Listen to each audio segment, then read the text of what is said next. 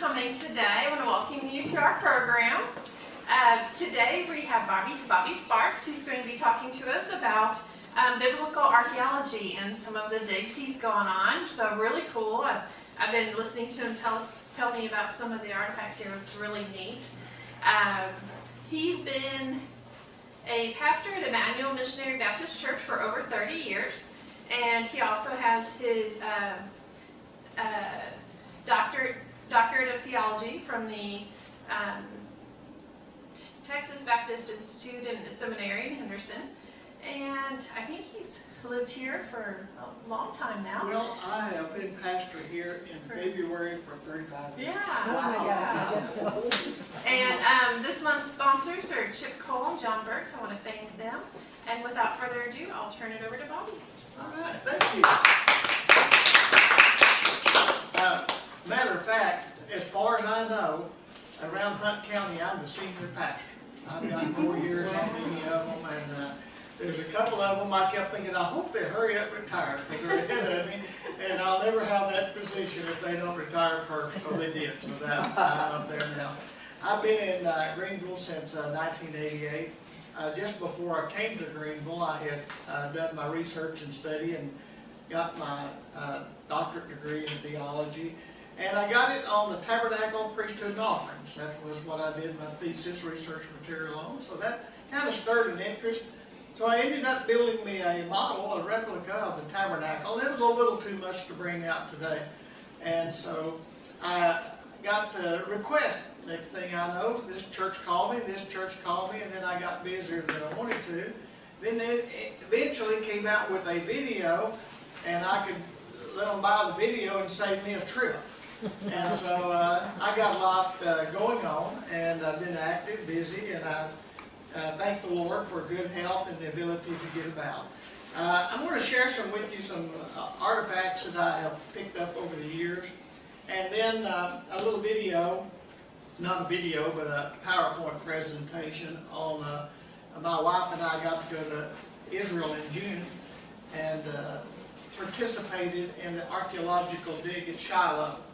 Shiloh is where the tabernacle sat for some 369 years, and they're confident that they have found the last location of the tabernacle.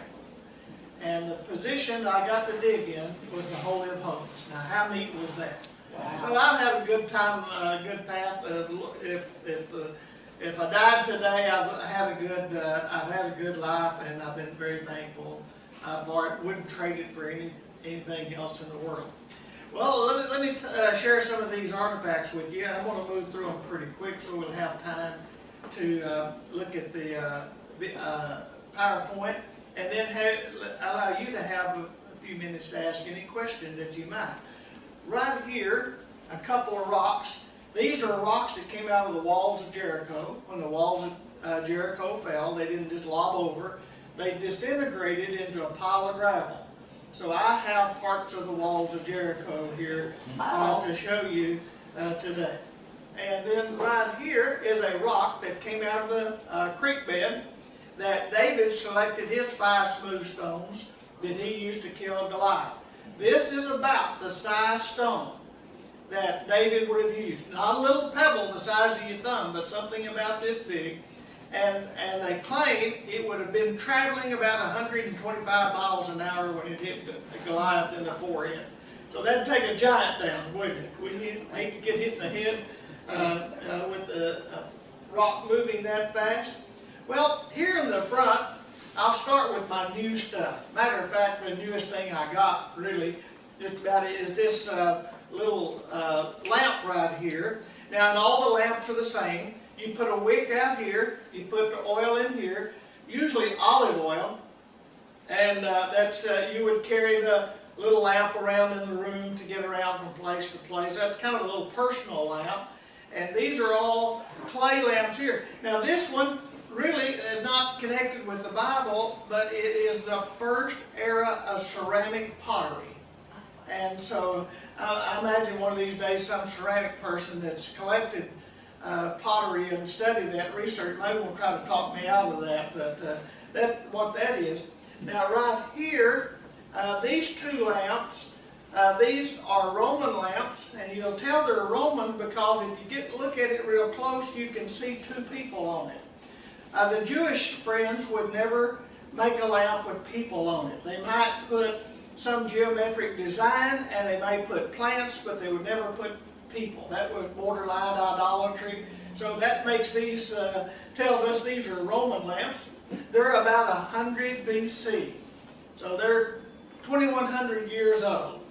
These two lamps are Jewish lamps, and they're about 100 BC.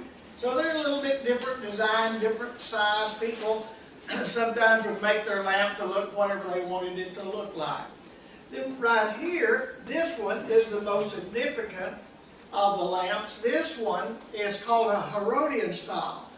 Herod of the New Testament, he was quite a character. He made them make their lamps of this style because it would, his legacy would live on in those lamps. So all the lamps had that same style there. That's called the Herodian style, and they're very easy to identify. When you see them, you know that's Herodian.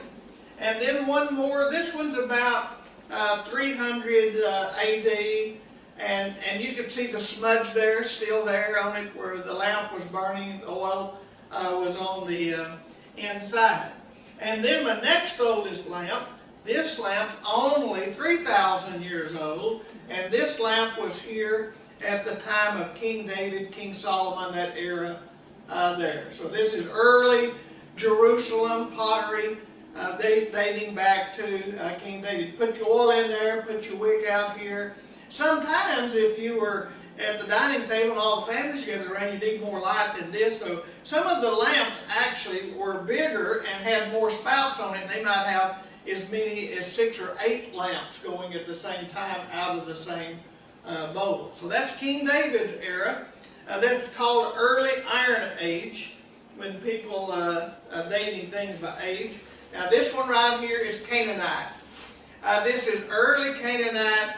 This is time of Abraham. So I pick out items, I buy items that have some related Bible story to it. That's more important to me. And this is Abraham's day right here. About the time that Abraham came into the land of Canaan, somebody would have been making this lamp. You think they had any idea that when they made this lamp that some 3,800 years later somebody would be talking about the lamp that they made? So we never know how our actions and the things we do may affect other people for many years down the road. This, so that's Canaanite. I got a couple of pieces here. This is a piece of Philistine pottery. Philistine pottery is hard to come by. They were a very small group down in the Gaza Strip, and most of their artifacts have been uncovered, and they're hard to come by, and they're expensive because there's not that much. There was a time period when the Arab Muslims occupied Israel, and a group of people called the Mamluks, and their pottery is very scarce, very expensive, and hard to find. So I actually found these over there in the dirt, and I brought them back, and that's a Mamluk area, about 1,500. That's not that old. Here is an alabaster container. It would have been bigger, had a spout. They would have used it for spices, perfumes, or something. The top of it is broken, in case you're wondering about that. I have here first era of Roman glass. That's when they first figured out they could make glass, and this is very early. That's a tear bottle, they collect their tears. That used to be a religious thing. When people wept, they would collect their tears, and so this was a tear bottle. But that's pretty fragile Roman glass from probably 100 BC, about the time of Christ or before. And then there was a period of time. I'm going to come down through history, and I'll come back to this. This is called the Maccabean time period. This is about 100 years before Christ, when the Maccabees took over their land again, ran the Greeks out, and they were under the control of their land for a while. That's the time that the Pharisees, Sadducees, political parties were established, and a little history with that. That's the Maccabean time.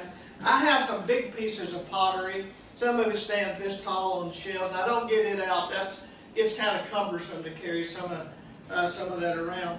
Now this right here is a painful piece because this is used crucifixion nails. See the big head on this one? And that one was driven through the wood and bent to hold the person on the cross. These were used. These are from Jerusalem. They're hard to find. Crucifixion nails from Jerusalem are hard to find because this is a low quality iron, and if you get it into the dirt very long, it'll dissolve. But these are preserved, and these are crucifixion nails there. All right, you want to look at some of the old stuff? Here's one of my treasures. Now, by the way, some of the things that I bought are very valuable. However, I bought them at times when the dealers were trying to just take in a little money. And my wife and I were there in 2020, early in March, when COVID hit, and we flew over on Delta, and the second day there, Delta notified us their flight's canceled. You're on your own. And so we did not have a flight scheduled to bring us back home. We were there a couple of days extra before President Trump had the State Department to send an airplane from Amsterdam to Jerusalem or Tel Aviv to get us and to bring us back home. We were stuck in Israel, and those dealers were closed down, and they were really willing to negotiate anything, just to give us anything. So I've got a couple of treasures simply because they were desperate, and I could afford their desperate price. Okay? One of those is this item right here. Now this item right here is very valuable and very rare because it originated out of a Hebrew grave in Egypt. Now when the Israelites were in Egyptian bondage, there out of the city of Ramesses, they have found a cemetery with graves of Hebrews. And so this originated out of that grave. And all of those graves had a certain geometrical design on it, and this one has it. And so I purchased this from an antiquities dealer in Jerusalem. Now you got to know your dealer and who you're dealing with to know that you're getting an authentic antiquity. So that one is a treasure right there to me. And then this one, a guy offered it to me. I did not have a clue what that was. He said it was a priest ritual purification cup. Something that the high priest would use when he's about to go in the Holy of Holies, in the 7-day period that he was quarantined to go in the Holy of Holies. And so this would have been one of those cups. And he offered it to me for $400. Said, I'll give you a real deal on it, $400. I didn't really want to spend $400 on something I didn't know anything about. And so he finally come down to $200. When I started to walk away, he said, just give me $100. He said, we're fixing to be without groceries over here. Just give me something for it. And I felt sorry for him, gave him $100 for it. Then when I got home and studied it, I found out, wow, that one of these was in an auction, and the minimum bid they would take, it wasn't this nice, was $900. So when I went back to Israel, I went back to him and gave him more money because I felt like I took advantage of it. The situation, him in a hardship, so I made sure that he had covered all of his costs and made a little off of it. I felt that was only fair for it. But you won't find one finished. This one's unfinished. They cleaned it up real good, smooth. The walls would be thinner, it wouldn't be as heavy. Clean on both sides. They have a hole in there for it. And but when they got through with it, they broke it. So you can't find one finished. And so the best you can do, and these are very rare, is and the one that's sold in the auction sold for $1,200. So anyway, those are one of the better investments that I have. Right over here, just quickly, are a couple of Hebrew scrolls. Now this is a scroll that came out of Europe before the Holocaust, survived the Holocaust, finally found its way to Jerusalem. And I had met this antiquities dealer. He has since passed away, but he was a good guy to deal with because he was really trustworthy. His kids own it now, and I won't even go back. I don't trust them. But this is an authentic lambskin or sheepskin scroll, Hebrew scroll, and the page you're looking at is Exodus 20 with the 10 Commandments. And that makes this scroll even more valuable. Now, the market for these scrolls has found its limit, and now this scroll is probably triple the value of it than what I paid for it. So anyway, I'm blessed to have that. And then this scroll right here is another Hebrew scroll. Now that's all written with a quill pen. That's not done on any kind of machinery, a printing press. This scroll is about 250 years old. Actually, this scroll was being written down about the time that George Washington was fighting for our independence. And it's a deerskin scroll. And they're very, very hard to come by, and I'm blessed to have that. One of the other treasures that I have is this right here. And I'm sorry, I can't tell you if I got it right side up or upside down. But I know what's on it, okay? It's difficult to read, but this is a tablet that reads, I, Nebuchadnezzar, son of Nebuchadnezzar, king of Babylon. Read about Nebuchadnezzar in the book of Daniel and the last chapters of Chronicles. This is him. And he was writing a tablet about rebuilding a temple dedicated to his sun God. And all that's right here on this. This has been translated. Now let's go to some of the old stuff, okay? Right here, this particular piece, and you can come and look at it. Of course, I ask you not to handle it, but come and look at it. And this is what's called cuneiform writing, which precedes Egyptian hieroglyphics. And this is a cone. I bought it knowing that it was cuneiform writing, had every reason to believe it's authentic, but found a translator that could read this like reading the Herald Banner every morning. And I sent him pictures of it, and he said, oh yeah, that's King Gudea of the city of Lagash. You'll find him on Bible Mounts. And he has built a temple dedicated to his pagan god. And the name of the god, the temple, the city, the king, everything is here on this cone.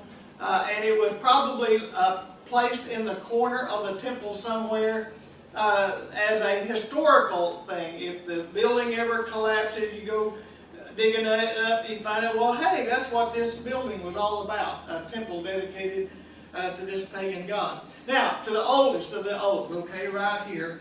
And this one I don't usually carry around with me because this is a treasure. I bought this one of the most famous archaeologist scholars in the world.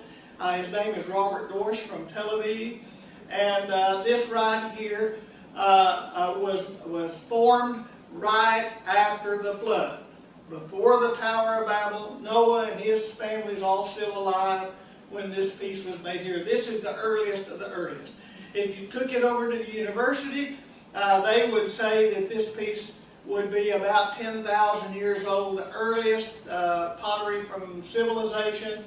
And but I date it by the Bible, so I'm going to say it's somewhere between 4,500 and 5,000 years old. It sounds nice to say 10,000, wouldn't it? But anyway, I don't think it's going to go back quite that far. But this was here when Noah was here. So I got Noah covered, I got Abraham covered, I got David covered, and I got Jesus covered. And right here, just a grinding tool, a basalt, a pestle, and what do you call that? Mortar. Mortar, yeah. And this dates back about a couple of hundred BC.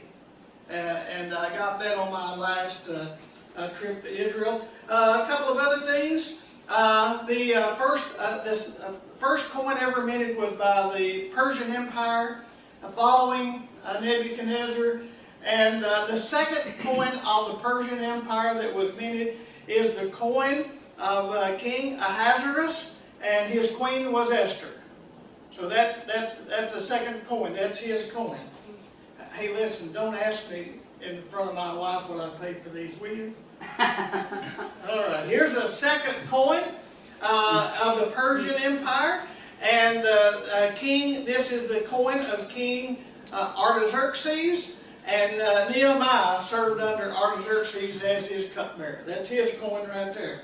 Then, of course, you had the Babylonian Empire, then you had the Persian Empire, then Alexander the Great. He come along and conquered the world, and this is the coin of Alexander the Great. And this one's in very good condition, Alexander the Great. Then after Alexander the Great, and he died, and his kingdom broke up, and the king that took over the Middle East part of and was over Israel was a king and mean as the devil. Matter of fact, he's kind of connected with the devil, and that's Antiochus Epiphanes. That's his coin right there. And then the Jews, Antiochus Epiphanes, put up a pagan altar in the temple in Jerusalem, and then slaughtered a hog on the altar. And that enraged the Jews so bad that the Maccabean family rose up in a revolt and chased the Greeks out of town. They rose up and drove them out. And so Antiochus Epiphanes was angry, and he's going to go down there and destroy those Jews in Jerusalem. Well, when he left town, the Romans came in the back door into his city and started attacking his city, and he had to go home to defend his city, but he defended his city from the outside, and he lost. So the Jews were protected. And so the Romans then, they were increasing their domination, but Israel had a period of freedom, that they didn't have any domination by any other outside country. And so the first major king priest of Israel was a guy named John Hyrcanus, and there's his coin. And then the next one that followed him and he was as mean as anybody else, Alexander Jannaeus. Alexander Jannaeus was a self-appointed high priest and appointed himself to be king, and he didn't tolerate any challenge to his authority. And Josephus records that he killed 2,500 people, men, women, and children, because they objected to his rule, and they have in the last 10 years found that grave that he had buried them in. And then, of course, a couple of coins at the time of Christ. Here is a full shekel coin. This is a silver coin. This is the coin, not one of them, you understand, but the same type coin of the 30 pieces of silver that Judas betrayed Jesus with. And that one of those coins. And then here's your half shekel silver coin, and it is a temple tax. That's what they collected. Every man every year had to pay a half a shekel of silver that went to the temple itself.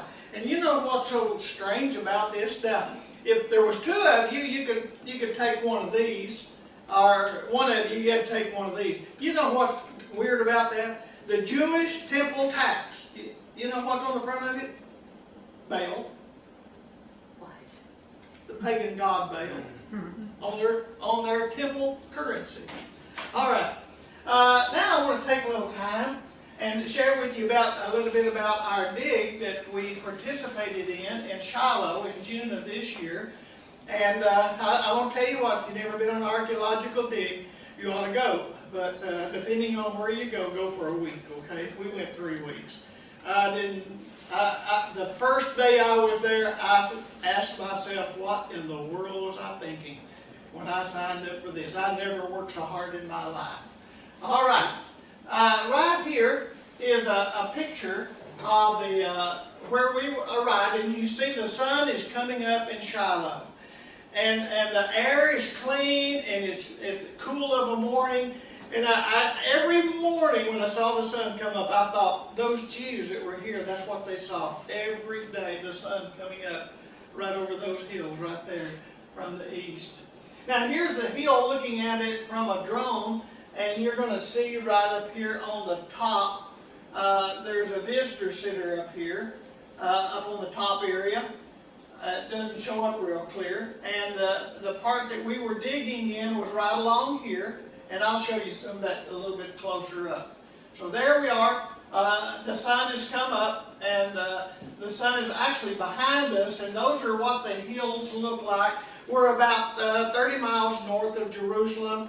Going on the bus, getting out of Jerusalem traffic, we stayed in Jerusalem. It's about an hour trip to get up there to the dig site and get ready to dig. So I'm standing at our site looking at the hills around there, and that's pretty typical of all the hills that surround Shiloh. This is the kind of a walkway that was right next to the area that we're digging.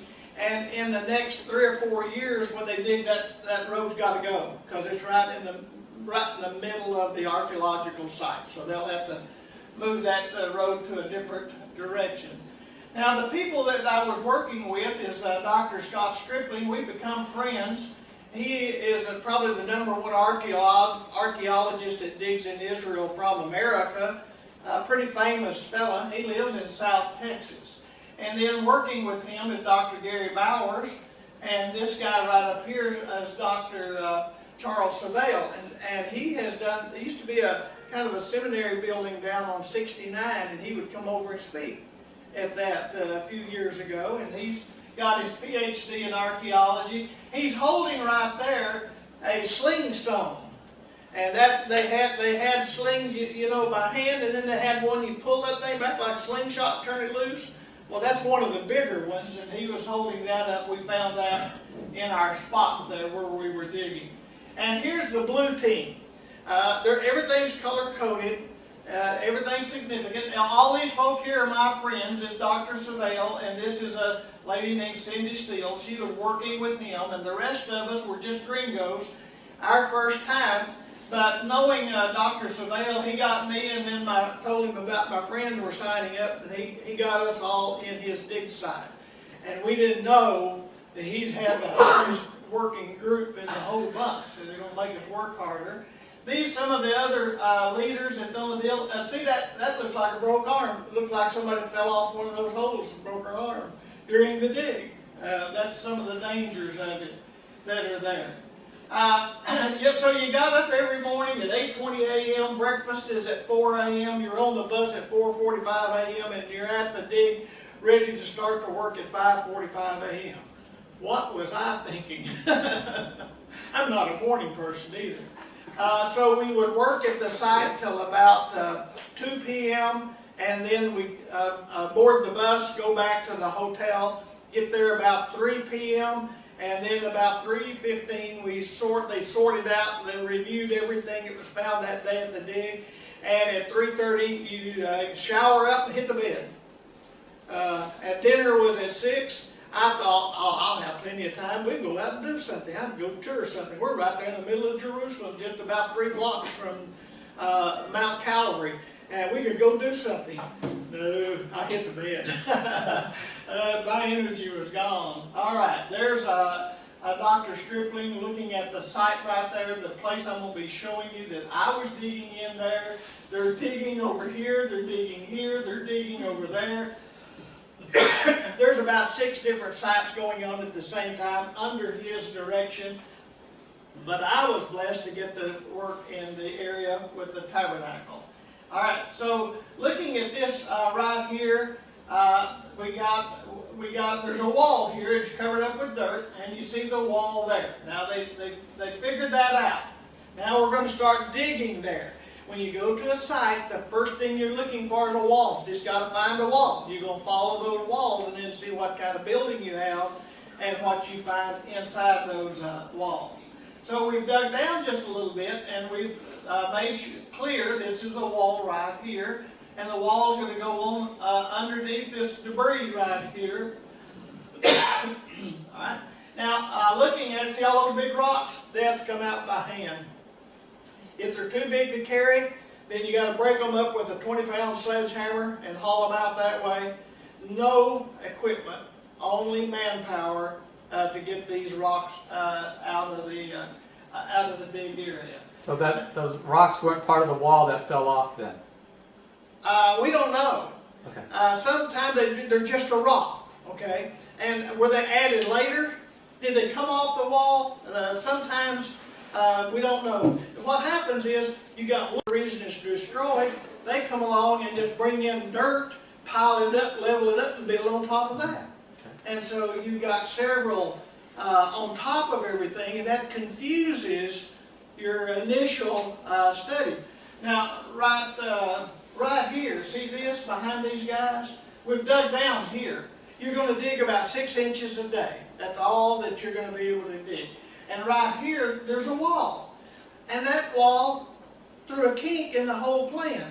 But what they discovered is that wall came in and butted up against it and then come up over the top. If it had been integrated in the rocks in the corner, it would have been built at the same time. But this wall lower was first, and then they put that wall up here for some other reason. And so that confuses things. You got to clear all that out before you can really figure out, well, what was there first? Who got here first? And so these guys right there, they're kind of sloughing off. They've probably been digging pretty hard. They're taking a little bit of a break and playing in the dirt there. But this bucket, I slipped up and called it a bucket. I'm not allowed to call it a bucket. It's not a bucket. You better not call it a bucket over there either. Okay. This is a gufa. It's a Hebrew word. It is made out of truck tires. You can run over the truck and it's not going to hurt it. It's a pretty tough thing. And you put all the dirt and the debris into the gufas. And this one right here is pretty full. And this one right here has just rocks. Now the rocks have been looked at. Nothing important. You dump them in the rock pile. But the rock pile is uphill. Everything's uphill. And then you take your sand right there in that gufa and you carry it up out of the hill. And now look, you're walking on this stuff. There's nothing easy to walk on. There's a hole right there. And when you come out of there and you're carrying it, it's treacherous walking, which makes it harder on the old body. But this fella right here, one day the younger guy that was helping with that, he took the day off and just left this old fella there to do it. He carried 173 of those out of that hole that day uphill in no time. Wow. That's 4,000 pounds of dirt all by himself. Don't y'all feel sorry for him? Yeah. All right. All right. Now here's kind of looking down into the site. That's where those guys were sitting, taking the dirt out of there. Now we're getting deeper into the hole. You bring the gufa up and you dump it in the dry sifter. Sift all the sand out of it. Look for anything possible value, and then whatever's left, you dump it into this thing here, and it goes into these bags. These are blue bags. We're the blue team, so we got blue bags. And then from there, it's taken down the hill and dumped in this sifter, and there's water. They got a water apparatus there to wash the dirt off of the debris and look through there, and you're looking for pieces of Roman glass, you're looking for bones, you got to know what kind of critters were there, and then you're looking for coins, of course, and then broken pieces of pottery, anything like that. In that hole. So here's one of the nylon. This is the yellow team, obviously, isn't it? Well, you have a tag that goes with it. So every 3-foot square, when you fill that gufa, you have a number for that. You take it up and you dump it. It's labeled. It came from that square, out of that whole place. It come out of that spot, and then they keep up with it, and even elevation. Pretty scientific operation that they have. Now, right here, in the palm of my wife's hand, is a piece of a bone that was significant, and then she found a coin. Wow. My wife outshowed up everybody at the dig. She found the biggest, most valuable artifact in the dig. Right there was where she was working, and she found it in that box right there. Now, you can see where we've been digging down. Now, this is almost 2 weeks of dig right here, and then we get to the point we want to know how deep is that wall? How far is that wall going to go? So we come over here, removed a piece of the wall, and went down to see how deep the wall was, and And that was the bottom right there. And right here, I'm looking at a hole right there. It looks dark right there. There's a stone came out of it, and it looked hollow in there, and the guy digging, he reached in there, and it was empty. He took his hand in there, and it's nothing. We took a cell phone with a flashlight, and we taped them all together with a very heavy cable, but he didn't want to lose it. And we stuck it over into the hole and turned it around, and it's a cistern. They don't have a clue in the world why that was there. That's another dig for another year to investigate that cistern.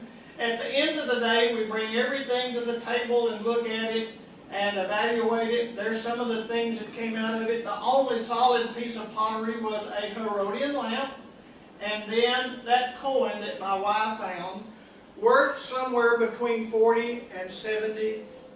Wow. And no, you don't get to keep it. Don't you wish we could have, but that is an extremely rare coin, and that will end up in the Israeli Museum.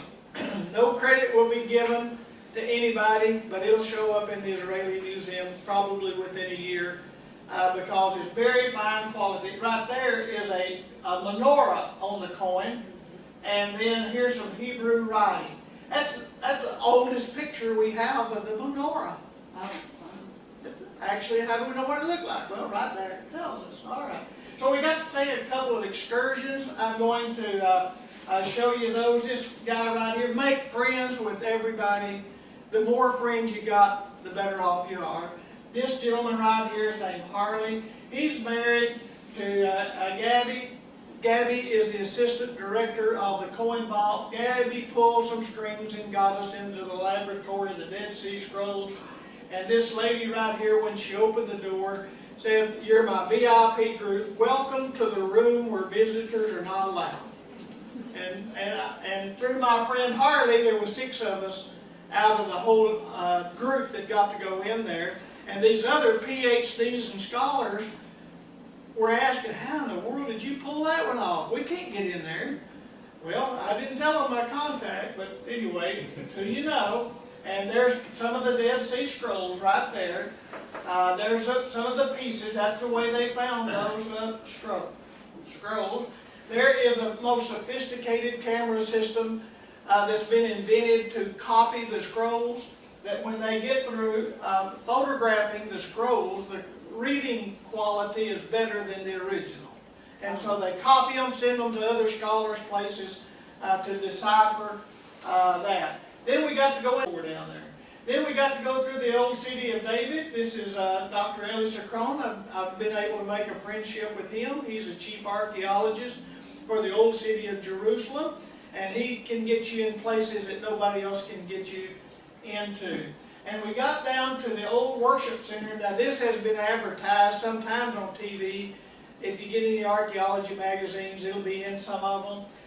This is believed, according to him, to be the worship center. It's a Canaanite worship center under Melchizedek that's mentioned in the Bible.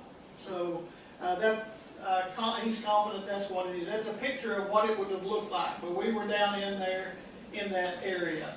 All right, now you can go into Jerusalem.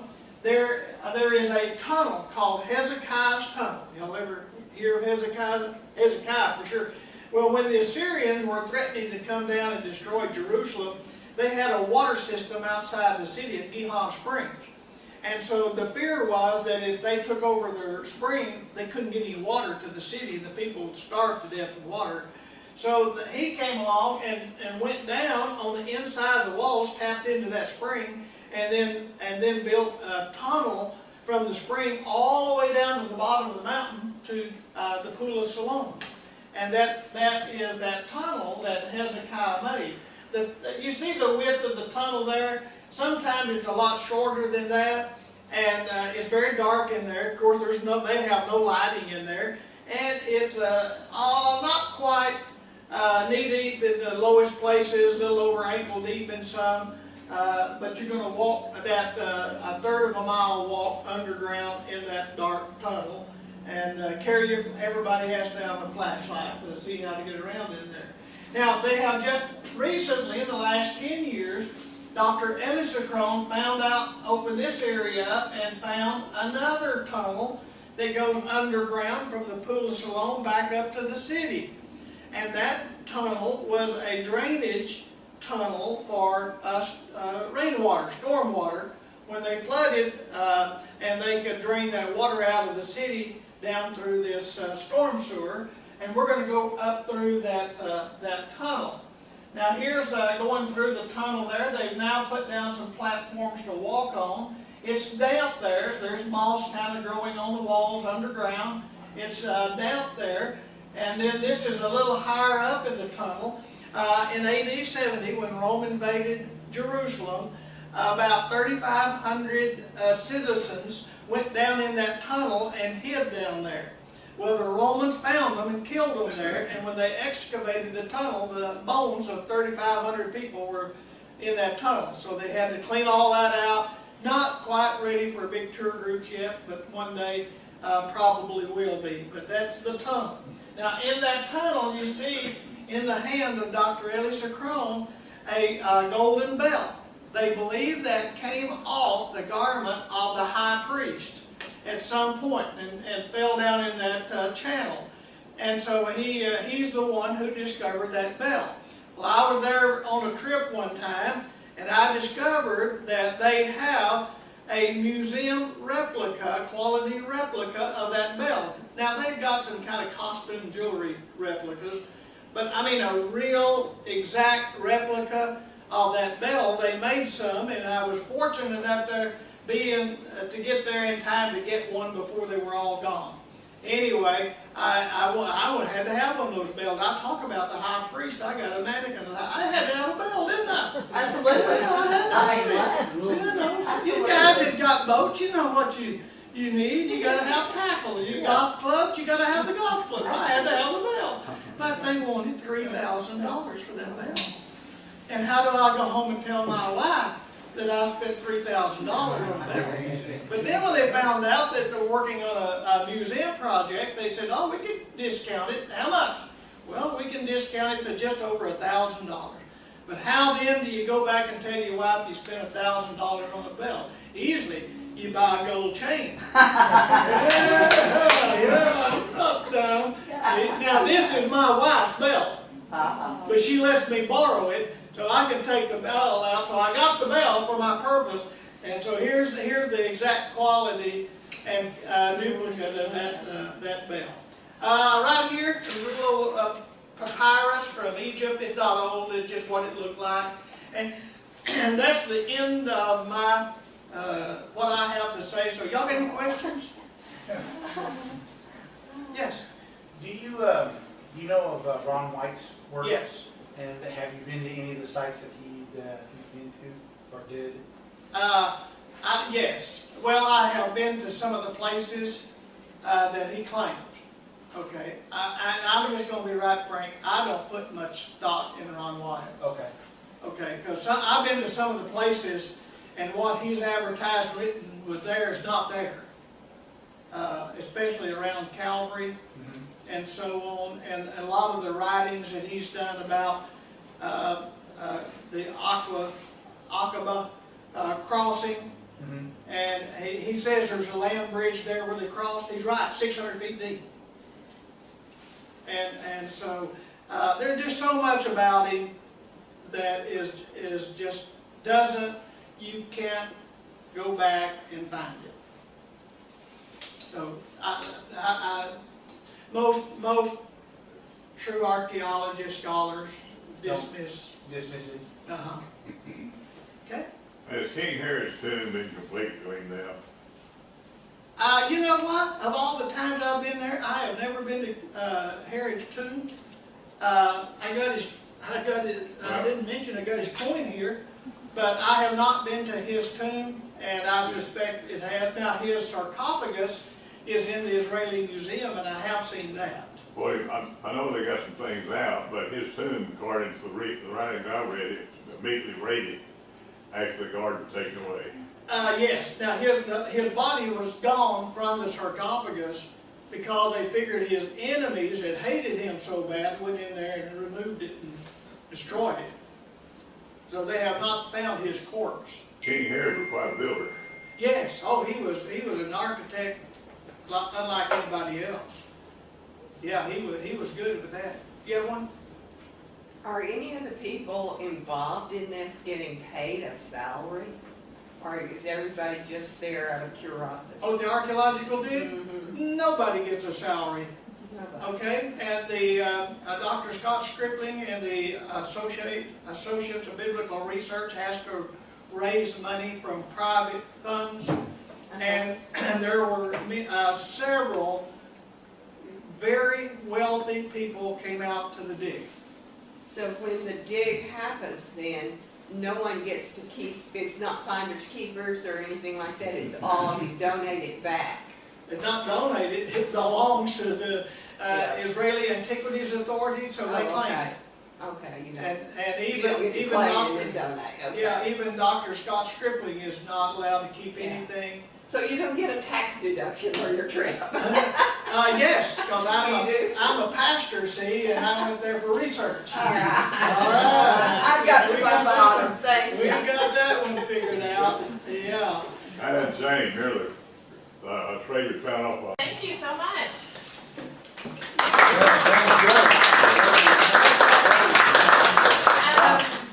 Real quick before everybody leaves, remember January, we don't do an LBS, so we'll see y'all back in February, and everybody have a wonderful Christmas and New Year's. Thank you. Thank you.